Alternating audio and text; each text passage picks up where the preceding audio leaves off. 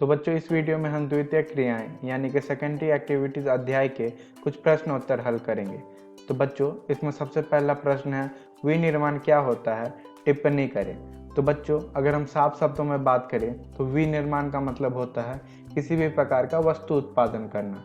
इसमें लोहे के कुछ सामान भी बन सकते हैं, प्लास्टिक के खिलौने भी आ सकते हैं, कंप्यूटर के जो छोटे छोटे यंत्र बनते हैं उनका भी उत्पादन किया जाता है और अंतरिक्ष यान का जो उत्पादन होता है उसे भी हम विनिर्माण ही कहते हैं। तो बच्चों विनिर्माण के सभी प्रक्रियाओं के कुछ सामान्य विशेषताएं होती है, जैसे कि इसमें शक्ति यानी कि ऊर्जा का उपयोग होता है। उसी तरह ये जितने भी विशाल कारखाने होते हैं उसमें सिर्फ एक प्रकार की ही वस्तुओं का उत्पादन किया जाता है। तो बच्चों आधुनिक बड़े पैमाने पर होने वाले विनिर्माण की काफ़ी सारी विशेषताएं हैं, जिसमें सबसे पहला विशेषता है कौशल का विशिष्टीकरण यानी कि स्पेशलाइजेशन ऑफ स्किल्स। दूसरा है यंत्रीकरण यानी कि मैकेनाइजेशन। फिर आता है प्रौद्योगिकी नवाचार यानी कि टेक्नोलॉजिकल इनोवेशन। फिर आता है संगठनात्मक ढांचा एवं स्तरीकरण यानी कि ऑर्गेनाइजेशनल स्ट्रक्चर एंड स्ट्रैटिफिकेशन। और अंत में आता है अनियमित भौगोलिक वितरण यानी कि अनइवन ज्योग्राफिकल डिस्ट्रीब्यूशन। तो बच्चों सबसे पहले हम जानेंगे कौशल का विशिष्टीकरण के बारे में। तो बच्चों पहले के समय में क्या होता था कि कारखाने जो होते थे वो काफ़ी छोटे छोटे होते थे और इसी कारण से उसमें लागत बहुत ज़्यादा लगती थी। मगर आज के युग में बड़े बड़े कारखानों के खुल जाने के कारण प्रत्येक कारीगर को एक ही काम करना पड़ता है। इसका मतलब अगर किसी को ये कह दिया गया कि उसे सारा पार्ट पुर्जा जोड़कर एक फ़ोन बनाना है, एक मोबाइल बनाना है, तो वो इंसान पूरा दिन पूरा साल सिर्फ वही काम करेगा, उसके अलावा कुछ भी नहीं। तो बच्चों इसके बाद आता है यंत्रीकरण। तो बच्चों यंत्रीकरण का मतलब यह है कि अब जो विनिर्माण के कार्य होते हैं उसमें मशीनों का इस्तेमाल किया जाता है, जिसके कारण उत्पादन भी बढ़ चुका है और बच्चों पूरे विश्व में अब इसका उपयोग किया जा रहा है। पहले क्या होता था कि पहले के समय में जितने भी विकसित देश थे वहीं तक यंत्रीकरण यानी कि मैकेनाइजेशन का इस्तेमाल होता था। इसके बाद आता है प्रौद्योगिकी नवाचार यानी कि टेक्नोलॉजिकल इनोवेशन। तो बच्चों यह एक अहम पहलू है विनिर्माण का और इसका कारण यह है कि इससे विनिर्माण की गुणवत्ता यानी कि कारखानों से जो भी उत्पाद होता है उसकी गुणवत्ता, उसकी क्वालिटी बढ़ाई जाती है और कारखानों से जो भी प्रदूषण होता है उसके विरुद्ध भी मदद मिलती है। तो बच्चों अब हम संगठनात्मक ढांचा एवं स्तरीकरण यानी कि ऑर्गेनाइजेशनल स्ट्रक्चर एंड स्ट्रैटिफिकेशन के बारे में जानेंगे। तो बच्चों आधुनिक निर्माण की बहुत सारी विशेषताएं हैं, जिसमें सबसे पहली विशेषता है एक जटिल प्रौद्योगिकी यंत्र। क्योंकि बच्चों अब विनिर्माण के कार्य में यंत्रीकरण का इस्तेमाल होने जाने लगा था, इसलिए जो यंत्र होते थे उनको भी चलाना थोड़ा मुश्किल हो जाता। तो बच्चों इसके बाद आता है कम लागत में ज़्यादा उत्पाद। क्योंकि यह समय विनिर्माण का था जिसमें बड़े बड़े कारखाने थे, इसी कारण से इसमें उत्पाद बहुत ज़्यादा होता था।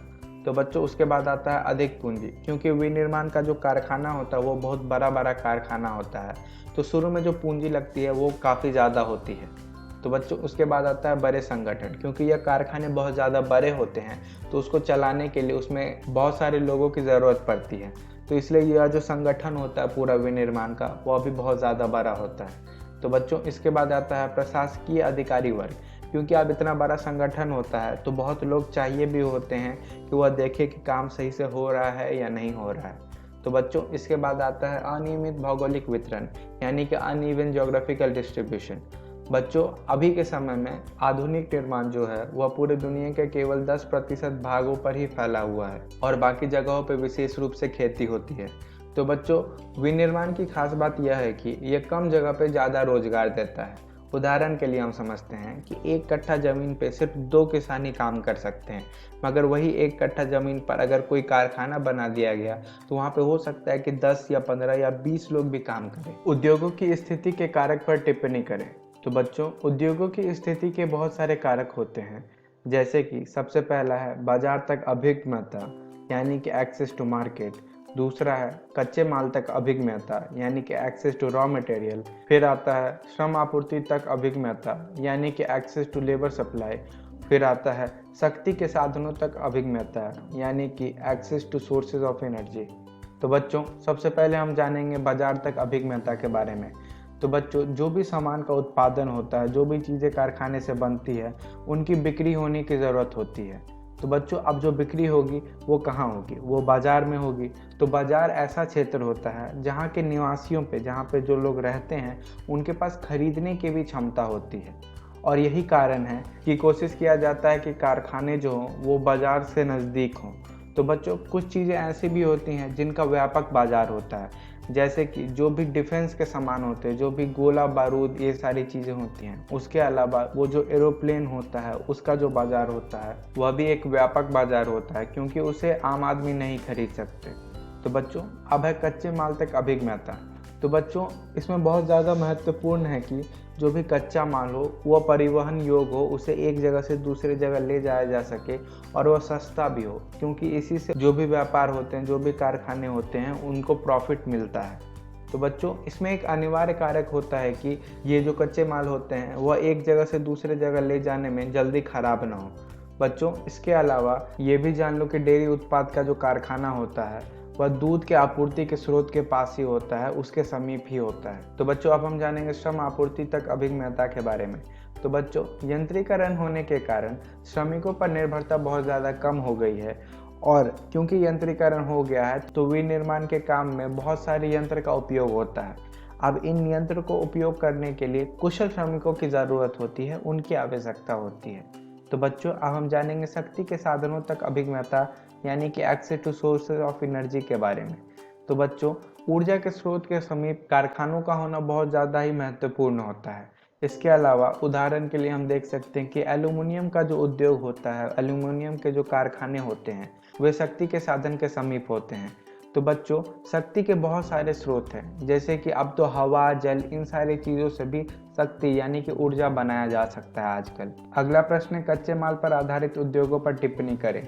तो बच्चों यदि हम उद्योगों की बात करें तो यह कुल 6 तरह के कच्चे माल पर आधारित होते हैं, जिसमें सबसे पहला आता है कृषि आधारित, दूसरा है खनिज आधारित, तीसरा है रसायन आधारित, चौथा है वनों पर आधारित, फिर आता है पशु आधारित। तो बच्चों आज हम कुल 3-4 प्रकार के ही कच्चे माल पर आधारित उद्योगों की बात करेंगे। तो बच्चों इसमें सबसे पहला आता है कृषि आधारित उद्योग। तो बच्चों कृषि आधारित उद्योग में जो भी कच्चा माल खेतों से मिलता है उसका इस्तेमाल किया जाता है उत्पादन करने के लिए। तो बच्चों यदि हम कृषि पर आधारित उद्योगों की बात करें तो इसमें सबसे पहला आता है पेय पदार्थ उद्योग, यानी कि जो भी कुछ हम पीते हैं, जैसे कि लेमन जूस हुआ, एप्पल जूस हुआ, ऑरेंज जूस हुआ। इसके बाद आता है मसाले बनाने वाले उद्योग, और फिर आता है तेल, शक्कर, चीनी जो होता है, उन सारे चीज़ों का उत्पादन करने वाले उद्योग। तो बच्चों अगला प्रकार का उद्योग है खनिज आधारित उद्योग। तो बच्चों ये जो उद्योग होते हैं इसमें खनिज का इस्तेमाल किया जाता है कच्चे माल के तरह। तो बच्चों लोहे के धातु खनिजों का इस्तेमाल होता है लौह इस्पात उद्योग में। उसी तरह वो उद्योग जहाँ पर लोहे का इस्तेमाल नहीं होता है, जहाँ पर अलौह धातु खनिजों का उपयोग होता है, जैसे कि एल्यूमिनियम, तांबा या जवाहरात उद्योग। इसके अलावा सीमेंट, मिट्टी के बर्तन उद्योग, इन सारी चीज़ों में भी खनिजों का इस्तेमाल होता है। तो बच्चों इसके बाद आता है रसायन आधारित उद्योग। तो बच्चों इस प्रकार के उद्योग में प्राकृतिक रूप से जो भी रासायनिक खनिज मिलते हैं उनका उपयोग होता है, जैसे कि पेट्रो रसायन उद्योग, इसमें खनिज तेल यानी कि पेट्रोलियम का इस्तेमाल किया जाता है। बच्चों इसके अलावा लकड़ी और कोयले का भी इस्तेमाल किया जाता है कच्चे माल के रूप में रसायन आधारित उद्योगों में। और बच्चों इसके बाद आता है वनों पर आधारित उद्योग। तो बच्चों ये जो उद्योग होते हैं ये वन के द्वारा जो भी कच्चे माल प्रदान किए जाते हैं उस पर निर्भर होते हैं, जैसे कि हो गया लकड़ी या बहुत तरह के पेड़ पौधे होते हैं जिससे दवाइयाँ बनाई जाती है।